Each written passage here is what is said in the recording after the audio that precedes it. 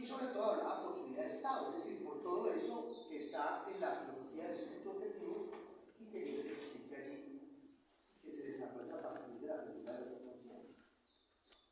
Cada uno va entendiendo cómo eso se vincula a la sociología, por qué es importante como tema y como teoría dentro de la paradigma sociológica.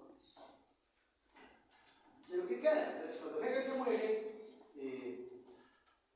los alumnos van y recitan un poco de himnos alrededor de su tumba, ahí junto a la tumba de Solger, no muy lejos de la tumba de Fichte, en el Donnerstadt, en Berlín. Entonces, sus alumnos toman la batuta. Prueba de ello es que 8 tomos posteriores que aparecen de la obra de Hegel son obras fundamentalmente hechas por sus alumnos, por los apuntes que ellos toman, ¿cierto? Por todos los apuntes. Bueno, que Hegel habla de eso. Y luego lo que hicieron fue, a partir de un gran editor que era Johannes von Meister, lograron hacer una obra que es la obra, las lecciones sobre filosofía de la historia, las lecciones sobre historia de la filosofía, las lecciones sobre filosofía de la religión y las lecciones de estética. Todo eso son obras posteriores a su muerte, insisto, mucho de lo que hay, la gran mayoría de lo que hay es producto del trabajo que hicieron sus alumnos. De ahí que posteriormente se haga muy difícil una edición, digamos la edición terminada de la obra del doctor.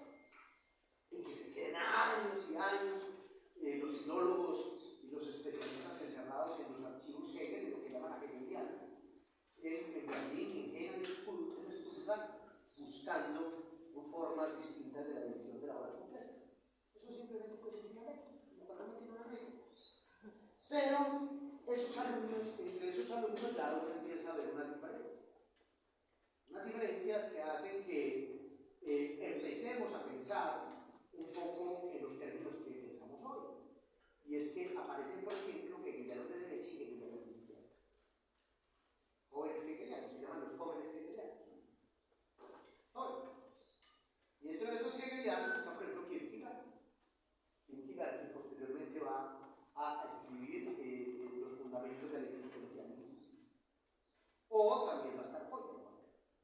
También va a estar Feuerbach. No Marx. Si ustedes dicen, ay, pues Marx escuchaba a Hegel en Berlín, ¿cierto? Porque Marx no escuchaba a Hegel en Berlín. Entonces, ¿qué hacen los alumnos? Los alumnos empiezan a construir su obra. Porque lo más bonito de los alumnos es que los alumnos empiezan a construir su obra. Una vez, hace finales de los años 50, Ralph Dahrendorf es uno de los filósofos teóricos de la teoría crítica de la Escuela de Frankfurt. En ese texto que ustedes tienen en el módulo de lógica dialéctica, que se llama La disputa del positivismo y la sociología alemana, que es una conversación entre Theodor Adorno y Karl Popper. Es decir, entre quizá en ese momento el representante más fuerte de la filosofía positiva, si se puede llamar así, y por el otro lado, el representante más fuerte de la teoría crítica de la sociedad, que eso no era más que otra cosa que la discusión entre si las ciencias sociales eran o no eran ciencias. No era más que eso. Era la discusión entre una filosofía que ponía en lo más alto la metodología del empirismo, la metodología del positivismo, y por el otro lado, toda la repulsa que se hace en la defensa de las ciencias sociales. Esa era realmente la discusión que hay allí. Y en esa discusión que se dio pues, en una aula de clase, imagino como esta, quizás las sillas eran más cómodas en los entonces más clásicas, participó Dahrendorf, por ejemplo. Dahrendorf fue de los comentaristas que se dieron para esa conversación. Y Dahrendorf, a finales de los años 50, Dahrendorf decide irse porque ya no quiere estar en la escuela, ella era una especie de asistente, de adorno y todo en la escuela, y ella se libera de ahí, ¿cierto? Se libera de ahí, ¿por qué? Pues porque ella quiere hablar de su obra, ella quiere independizarse de sus maestros, que eso es lo bonito que tiene que hacer un estudiante.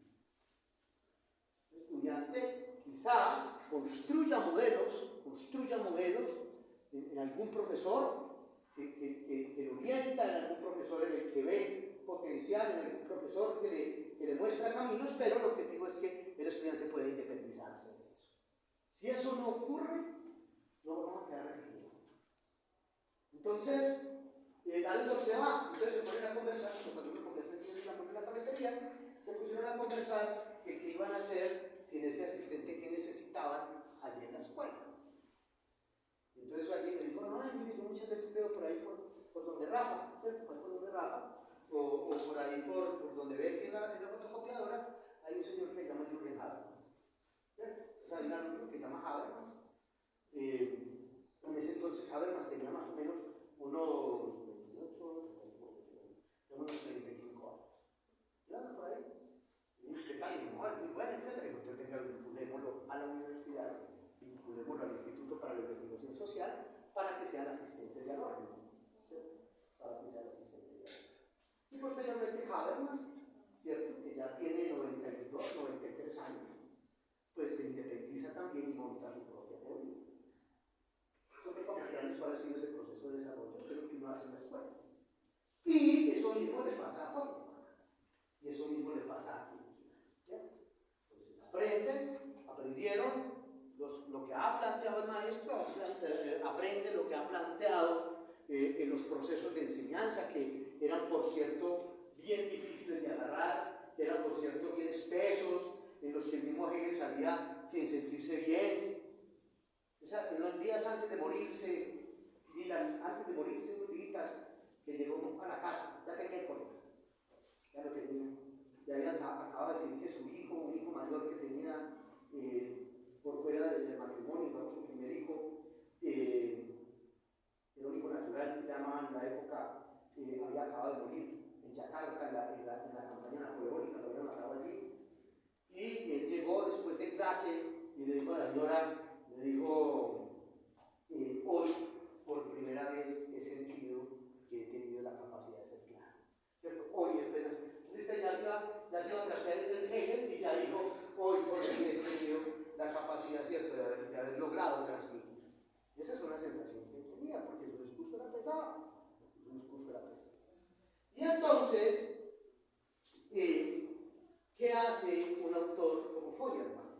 ¿Qué hace un autor como Kierkegaard? Kierkegaard se aparta profundamente de la filosofía de Hegel en la medida en que Kierkegaard va a dar un giro muy fuerte hacia la religiosidad. Entonces, por eso el existencialismo de Kierkegaard se denomina un existencialismo cristiano. Y por ahí se va a ir toda la línea del existencialismo, Gabriel Marcel, por ejemplo. Pero también va a haber un existencialismo izquierdo, que va a ser Sartre, que va a ser Camus. Pero eso serán cosas que ustedes verán en sus momentos, en los momentos en que la investigación por allá en el campo les dé tiempo de subirse a un naranjo y de otras cosas. Y Feuerbach se aparta de la dialéctica y se aparta del sistema. Vamos a una gráfica solamente para entender un poco a qué nos referimos acá. Cierto que ya no está haciendo falta una luz acá, o es que